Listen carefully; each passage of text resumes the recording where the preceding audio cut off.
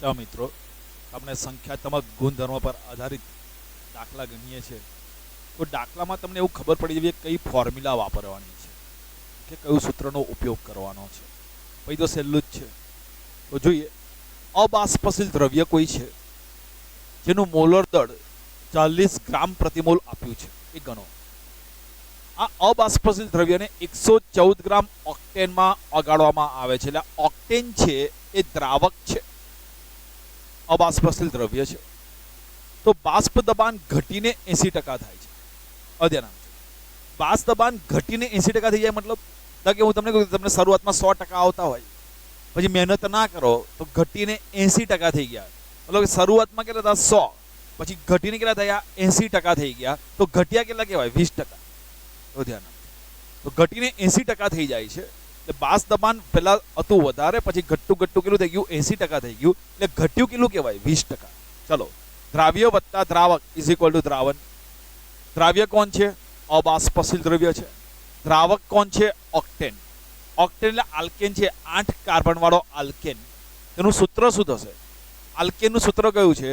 CnH2n+2.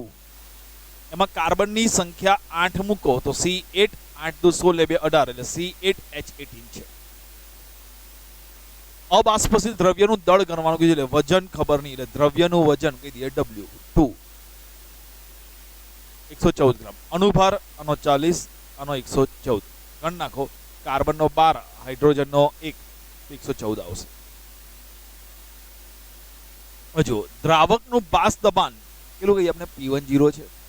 એમાં આ અબાષ્પશીલ દ્રવ્ય ઉમેરવાથી એનું બાષ્પ દબાણ ઘટીને 80% થઈ જાય છે. એટલે શરૂઆતના બાષ્પ દબાણના 80%, એટલે દ્રાવણનું બાષ્પ દબાણ કેટલું થશે? તો કે શુદ્ધ દ્રાવકના બાષ્પ દબાણના 80%, એટલે 80/100 P10, એટલે 0.80 P10. તો દ્રાવકનું બાષ્પ દબાણ P10 અને દ્રાવણનું બાષ્પ દબાણ ઘટીને કેટલું થઈ જશે? 0.80 P10 થઈ જશે. મોલ. તો દ્રાવ્યના મોલ કેટલા થાય? કે દ્રાવ્યનું વજન W2 ભાગ્યા અણુભાર 40. દ્રાવકનું વજન 114 ભાગ્યા અણુભાર 114, એટલે 114 ભાગ્યા 114 એટલે 1 મોલ થશે. જ્યારે બાષ્પ દબાણ આવે અને અબાષ્પશીલ દ્રવ્ય હોય તો રાઉટનો નિયમ છે, બાષ્પ દબાણમાં થતો સાપેક્ષ ઘટાડો એ દ્રાવ્યના મોલ અંશ જેટલો હોય છે. P10 P1 upon P10 એ દ્રાવ્યના મોલ અંશ જેટલો હોય છે. તો બાષ્પ દબાણનો તો સાપેક્ષ ઘટાડો P10 P1 upon P10 is equal to દ્રાવ્યના મોલ અંશ, એટલે દ્રાવ્યના મોલ ભાગ્યા કુલ મોલ. તો P10 ખબર નથી. P1 આપણે કીધું કે ઘટીને કેટલું થઈ જાય છે? 80% P0 થઈ જાય, એટલે P1 લીધું આપણે 0.80 P10 upon P10. દ્રાવ્યના મોલ તો વજન ભાગ્યા અણુભાર, એટલે W2 ભાગ્યા 40. દ્રાવકના મોલ 1 અને દ્રાવ્યના મોલ W/40. આમાંથી P10 કોમન કાઢી લઈએ તો 1 - 0.80 P10 upon P10. અને આમાં 40 અહીંયા ગુણી નાખો, 40 ગુણ્યા W2 ભાગ્યા 40. P10 કેન્સલ થઈ જાય.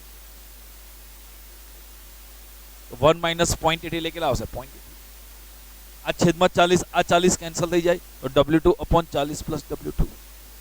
આ 40 + W2 આમાં ગુણી નાખો તો 0.20 ગુણ્યા 40 + W2 is equal two W. હવે સાદું રૂપ આપવાનું છે. 0.20 ગુણ્યા 40 એટલે 8, 0.20 ગુણ્યા W એટલે 0.20 W2 × W2. હવે આ 0.20 W2 ને આ બાજુ લઈ જાઓ તો માઇનસ થઈ જશે. તો આમાંથી W2 કોમન ગયા તો 1 - 0.2 એટલે 0.8 W2. તો W2 ઇઝ ઇક્વલ ટુ 8/0.8 મતલબ 10 ગ્રામ આવશે.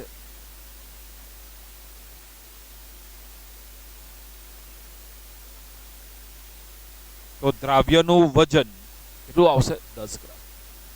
ખ્યાલ આવી ગયો? તો જ્યારે પણ અબાષ્પશીલ દ્રવ્ય ઉમેરીને દ્રાવણ બનાવવામાં આવે એક આ સૂત્ર છે. જો દ્રાવણનું બાષ્પ દબાણ ગણવાનું હોય તો રાઉટના નિયમનો ઉપયોગ કરીને, બાષ્પશીલ ઘટક માટે રાઉટના નિયમનો ઉપયોગ કરીને પણ કરી શકાય, પણ અત્યારે આમાં આ સૂત્ર આવશે. જ્યારે અણુભાર ગણવાનો હોય ત્યારે આપણે અવગણી શકીએ છીએ કે દ્રાવ્યના મોલ અપોન દ્રાવકના મોલ. આના લખીએ તો ચાલે, પણ અણુભાર ગણવાનો હોય ત્યારે અત્યારે અણુભાર નથી ગણવાનો. વજન ગણવાનું છે તો અવગણ્યું નથી. ચલો બીજો એક દાખલો જોઈએ. 90 ગ્રામ પાણીમાં 30 ગ્રામ અબાષ્પશીલ દ્રવ્ય ધરાવતા દ્રાવણનું 298 કેલ્વિન તાપમાને બાષ્પ દબાણ 2.8 કિલો પાસ્કલ છે. તો જો 90 ગ્રામ પાણીમાં 30 ગ્રામ અબાષ્પશીલ દ્રવ્ય ઉમેરીને દ્રાવણ બનાવવામાં આવે તો દ્રાવણનું બાષ્પ દબાણ 2.8 કિલો પાસ્કલ છે. થોડીક વાર રહીને આગળ જતા જો 18 ગ્રામ પાણી ઉમેરવામાં આવે તો એનું બાષ્પ દબાણ 2.9 કિલો પાસ્કલ થઈ જાય છે. તો દ્રાવ્યનો અણુભાર ગણો અને બીજું છે 298 કેલ્વિન તાપમાને પાણીનું બાષ્પ દબાણ ગણો. બધી બહુ રીતે દાખલો થઈ શકશે, ધ્યાન આપજો. તો શરૂઆતની પરિસ્થિતિમાં મેં શરૂઆતમાં શું કર્યું હતું, 90 ગ્રામ પાણીમાં 30 ગ્રામ અબાષ્પશીલ દ્રવ્ય ઉમેર્યું તો દ્રાવણનું બાષ્પ દબાણ 2.8 કિલો પાસ્કલ થયું. તો પહેલા આ જોઈએ, અબાષ્પશીલ દ્રવ્ય કેટલું હતું, 30 ગ્રામ. કેટલું પાણી હતું, 90 ગ્રામ પાણી હતું. તો દ્રાવણનું બાષ્પ દબાણ કેટલું હતું, 2.8 કિલો પાસ્કલ. દ્રાવ્યનો અણુભાર ગણવાનો છે M2. દ્રાવક કોણ છે, પાણી. એનો અણુભાર કેટલો, 18. મોલ ઇઝ ઇક્વલ ટુ વજન ભાગ્યા અણુભાર. તો દ્રાવ્યના મોલ કેટલા થશે, દ્રાવ્યનું વજન 30 ગ્રામ ભાગ્યા અણુભાર M2, તો 30 ભાગ્યા M2.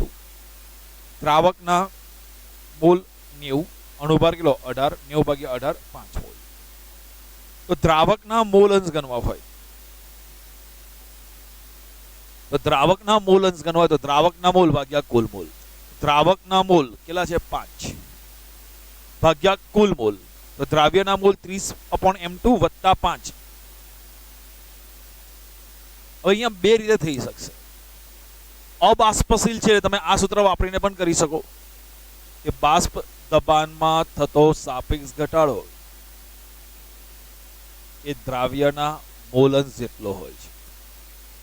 અથવા તમે રાઉટનો નિયમનો ઉપયોગ કરો, કોઈ પણ એક બાષ્પશીલ ઘટક હોય તે બાષ્પશીલ ઘટકનું બાષ્પ દબાણ તેના મોલ અંશના સમપ્રમાણમાં હોય છે.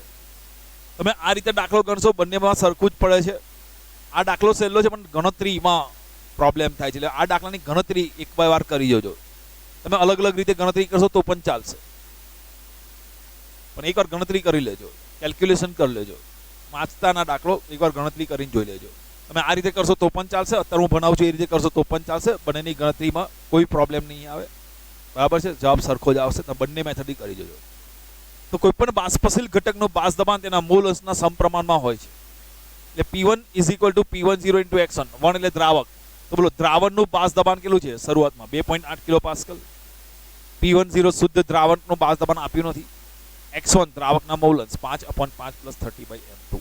સમીકરણ 1. હવે એવું કીધું છે તબક્કો 2, જો આમાં 18 ગ્રામ પાણી ઉમેરવામાં આવે તો દ્રાવ્ય તો 30 હતું તો 30 નું 30 જ રહેશે. 18 ગ્રામ પાણી ઉમેરો તો 90 હતું વત્તા 18 ઉમેરો તો 90 વત્તા 18 એટલે કેટલું આવશે, 108. અણુભાર, આનો અણુભાર M2, પાણીનો અણુભાર 18 મોલ, 30 ભાગ્યા M2 વજન ભાગ્યા અણુભાર. આમાં 108 ભાગ્યા 18 એટલે 6 મોલ. હવે જુઓ તો દ્રાવકના મોલ અંશ ગણો તો કેટલા આવશે, દ્રાવકના મોલ ભાગ્યા કુલ મોલ. તો દ્રાવકના મોલ કેટલા છે, 6 ભાગ્યા કુલ મોલ, 6 વત્તા 30/M2. હવે રાઉટના નિયમ મુજબ કોઈ પણ બાષ્પશીલ ઘટકનું બાષ્પ દબાણ તેના મોલ અંશના સમપ્રમાણમાં હોય છે. ચલે છે દૂર કરો તો અહીંયા જે છે એ શુદ્ધ સ્વરૂપમાં મૂકી દો. તો ચલો હવે આ 18 ગ્રામ પાણી ઉમેર્યા પછી આ જે દ્રાવણ છે ને એ દ્રાવણનું બાષ્પ દબાણ 2.9 કિલો પાસ્કલ થાય છે. P1 2.9 kilo pascal. P10 ખબર નથી, દ્રાવકના મોલ અંશ મૂકી દીધા અને સમીકરણ 2. તો મારી પાસે બે સમીકરણ થઈ ગયા, સમીકરણ 1 અને સમીકરણ 2. સમીકરણ 1 ને સમીકરણ 2 સાથે સરખાવતા તો સમીકરણ 1 ને સમીકરણ 2 વડે ભાગતા તો 2.8 ભાગ્યા 2.9. P10 5 ભાગ્યા તો P10 કેન્સલ થઈ જશે. તો આ 2.8 ભાગ્યા 2.9 ઇઝ ઇક્વલ ટુ 5 આટલા ગુણ્યા આ ઉપર થઈ જાય 6 + 30/2 6. હવે આમાં છે ને M2 નો લસા લઈએ, આપને M2 વડે ગુણી નાખીએ તો 5M2 + 30 divided by M2, A M2 ઉપર જશે એટલે 5M2 + 3 ગુણ્યા આને પણ એ જ રીતે કરી નાખીએ M2 વડે તો 6M2 +30 ડિવાઇડેડ બાય m2 એટલે છેદમાં જતા રહેશે. હવે ધ્યાન આપજો. આનું સાદુરૂપ સરળ રૂપે થઈ જાય એટલે આ પદમાં ઉપર પણ 5 વડે ગુણીએ ભાગીએ અને નીચે પણ 5 વડે ભાગીએ. બોલો 5m2 ને 5 વડે ભાગીએ તો કેટલા આવશે m2. 5m2 ને 5 વડે ભાગીએ તો કેટલા આવશે m2 અને 30 ને 5 વડે ભાગીએ તો 6. તો આમાં ઉપર પણ 5 વડે ભાગ્યા નીચે પણ 5 વડે ભાગ્યા. અહીંયા ઉપર 6 વડે અને નીચે પણ 6 વડે ભાગીએ તો 6m2 ને 6 વડે ભાગો તો m2, 30 ને 6 વડે ભાગો તો 5, 6m2 ને 6 વડે ભાગો તો m2. હવે ધ્યાન આપજો. 2.8 ભાગ્યા 2.9 નું કેલ્ક્યુલેશન કરતા આવ્યું 0.9655. આ m2 કેન્સલ તો m2 + 5 upon m2 + 6. આ m2 + 6 આમ ગયા તો 0.9655 m2 + 6 = m2 + 5 અને અંદર મલ્ટીપ્લાય કરી દીધા તો 0.9655 m2 આ બને 0.9655 અને 3 6 નો ગુણાકાર આટલો આવશે m2 + 5. m2 વાળાને એક સાથે કરી નાખ્યા તો m2 છે આમ પેલી બાજુ લઈ જાય તો માઈનસ અને આ 5 ને આમ બાજુ લઈ જાય તો માઈનસ. આનું સાદુરૂપ આપતા m2 નું મૂલ્ય મળ્યું 23 ગ્રામ પ્રતિ મોલ. એટલે કે દ્રાવ્ય પદાર્થનો અણુભાર મને મળી ગયો 23 ગ્રામ પ્રતિ મોલ. આટલો ખ્યાલ આવી ગયો. મને બીજું પણ પૂછ્યું છે 298 કેલ્વિન તાપમાને પાણીનું બાષ્પ દબાણ કેટલું થશે આવું પણ પૂછ્યું છે. તો હવે કેવી રીતે ગણીશ તો મોલર દર મળી ગયો તો જો આ જે સમીકરણ 1 છે ને એ સમીકરણ 1 માં m2 ની કિંમત મૂકું. જો સમીકરણ 1 માં m2 ની કિંમત મૂકું આ સમીકરણ 1 લખી નાખ્યું મેં. હવે આ સમીકરણ 1 માં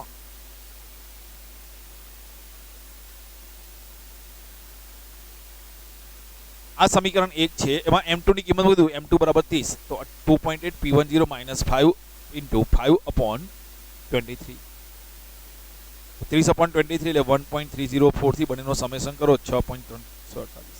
p10 નું ફોર્મ્યુલા બનાવી દો કેલ્ક્યુલેશન કરો તો જવાબ આવશે 3.53 અને p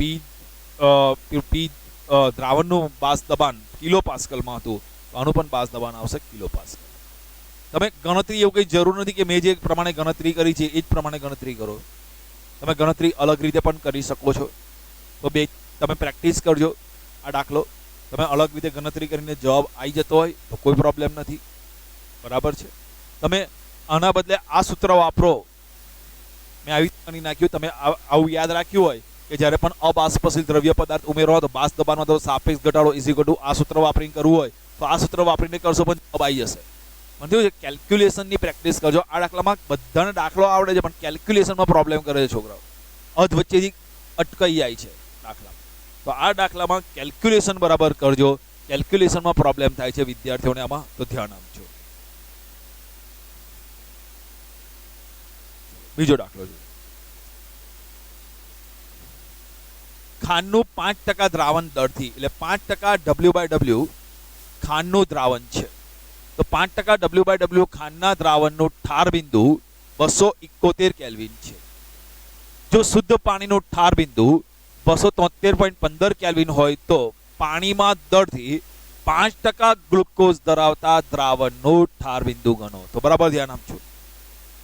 તમને ખાંડના દ્રાવણનું ઠાર બિંદુ આપ્યું છે, શુદ્ધ પાણીનું ઠાર બિંદુ આપી દીધું છે અને પૂછ્યું છે ગ્લુકોઝના દ્રાવણનું ઠાર બિંદુ જણાવો. તો એક વસ્તુ તમને ખાસ ઇમ્પોર્ટન્ટ અહીંયા કહી દઉં, તમને ખાસ યાદ રાખજો. KB અને KF ના મૂલ્ય એ દ્રાવક પર આધાર રાખે છે. કોઈ એક જ દ્રાવક માટે KB ના મૂલ્ય સરખા છે. દ્રાવ્ય ભલે જુદા જુદા હોય તો KB નું મૂલ્ય KF નું મૂલ્ય એ દ્રાવ્ય પર આધાર રાખતું નથી, એ દ્રાવક પર આધાર રાખે છે. દ્રાવક તરીકે પાણી હોય તો તમે એ પાણીમાં ખાંડ ઓગાળો કે ગ્લુકોઝ ઓગાળો કે યુરિયા ઓગાળો, પાણી માટે KB નું મૂલ્ય દરેક માટે કેવું આવશે? સરખું. એવી રીતે તમે પાણીમાં યુરિયા ઓગાળો, પાણીમાં ખાંડ ઓગાળો કે પાણીમાં ગ્લુકોઝ ઓગાળો, પાણી માટે KF નું મૂલ્ય દરેક માટે કેવું આવશે? સરખું. તો KF નું મૂલ્ય અને KB નું મૂલ્ય એ દ્રાવક પર આધાર રાખે છે, દ્રાવ્ય ઉપર આધાર રાખતો નથી. દ્રાવ્ય ગમે તે હોય તો ચાલે, દ્રાવક પાણી હોય તો દરેક વખતે એનું મૂલ્ય એનું એ જ રહેશે. તો ધ્યાન આપજો. તો જો ખાંડનું દ્રાવણ મને શરૂઆતમાં શું આપ્યું છે, ખાંડના 5% દ્રાવણના W/W ઠાર બિંદુ 271.1. તો ખાંડના 5% W/W દ્રાવણનો અર્થ શું થશે? 5 W/W ખાંડના દ્રાવણનો અર્થ એવો થાય કે 5 ગ્રામ ખાંડ એ 100 ગ્રામ દ્રાવણમાં દ્રાવ્ય છે. તો જો દ્રાવ્ય વત્તા દ્રાવક ઇઝ ઇક્વલ ટુ દ્રાવણ. દ્રાવ્ય કોણ છે? ખાંડ ને પાણીમાં ઓગાળી છે. કેટલા બોલો? 5 ગ્રામ ખાંડ 100 ગ્રામ દ્રાવણમાં છે. તો ખાંડનું વજન 5 ગ્રામ, દ્રાવણનું વજન 100 ગ્રામ. તો પાણીનું વજન કેટલું થશે? તો કે 100 - 5 એટલે 95 ગ્રામ. અનુભાર ખાંડ એટલે સુક્રોઝ C12H22O11. તો એનો અણુભાર થાય છે 342. પાણીનો અણુભાર થાય છે 18. જ્યારે પણ ઠાર બિંદુ આવે એટલે મારી પાસે એક જ સૂત્ર છે, delta TF is equal two KF into M into I. Sucrose ખાંડ માટે વન ટોપ અવયવ I નું મૂલ્ય 1. તો ડેલ્ટા TF હવે યાદ રાખજો, TF આવશે TF0 માઇનસ TF. વધુ માઇનસ ઓછું મૂલ્ય આવે ઇઝ ઇક્વલ ટુ KF. અને મોલારિટીનું સૂત્ર કયું? દ્રાવ્યનું વજન ગ્રામમાં ભાગ્યા દ્રાવ્યનો અણુભાર ગુણ્યા દ્રાવકનું વજન ગ્રામમાં. દ્રાવકનું વજન ગ્રામમાં તો ઉપર 1000. TF0 ખાંડના 5% દ્રાવણનું ઠાર બિંદુ. ભાઈ આ દ્રાવણનું ઠાર બિંદુ એટલે TF નું મૂલ્ય આપ્યું છે 271 કેલ્વિન. અને શુદ્ધ પાણીનું ઠાર બિંદુ એટલે TF0 આપ્યા છે 273.15. જો ભૂલી જાવ તો વધુ માઇનસ ઓછું મૂલ્ય યાદ રાખવાનું. તો TF0 minus TF 273.15 minus 271 is equal two KF. દ્રાવ્યનું વજન ગ્રામમાં, ખાંડનું વજન કેટલું છે? 5 ગ્રામ ગુણ્યા 1000. દ્રાવ્યનો અણુભાર, ખાંડનો અણુભાર કેટલો? 342 ગુણ્યા દ્રાવકનું વજન કેટલું? 95 ગ્રામ.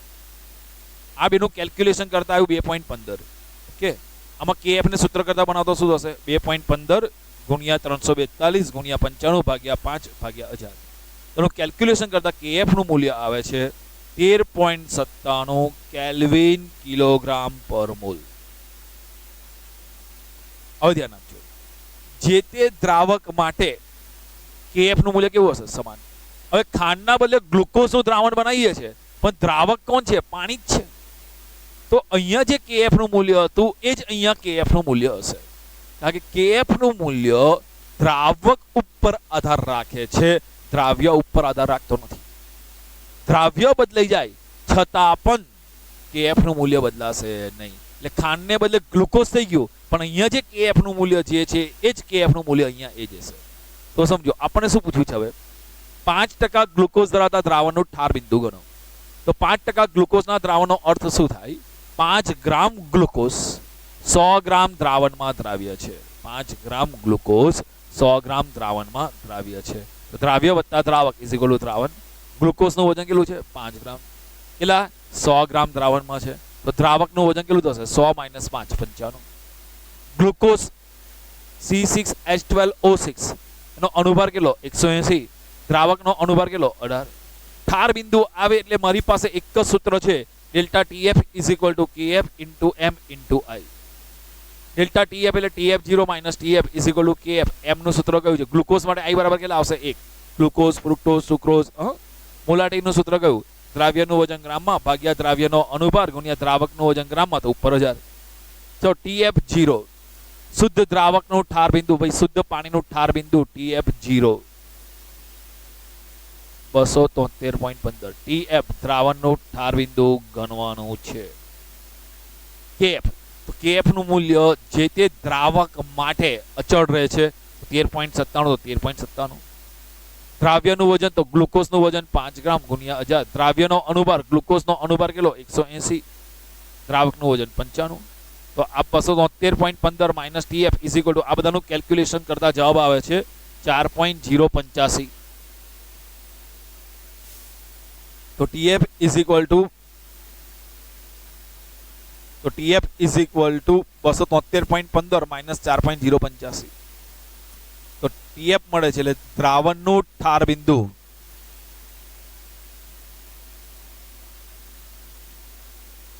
$260.069.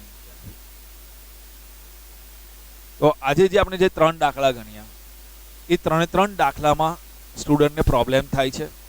ડાઉટ સોલ્વિંગ વાળા જ પ્રશ્નો છે આ 3 દાખલામાં સ્ટુડન્ટને પ્રોબ્લેમ કહેતા હતા કે કેલ્ક્યુલેશન. પહેલા 2 દાખલામાં કેલ્ક્યુલેશનમાં, ત્રીજા દાખલામાં કેએફનું મૂલ્ય સરખું લેવાનું, એમાં તકલીફ પડી જાય છે, ભૂલી જાય છે. તો ધ્યાનપૂર્વક દાખલો ગણ નાખજો તો કોઈ પ્રોબ્લેમ નહીં થાય.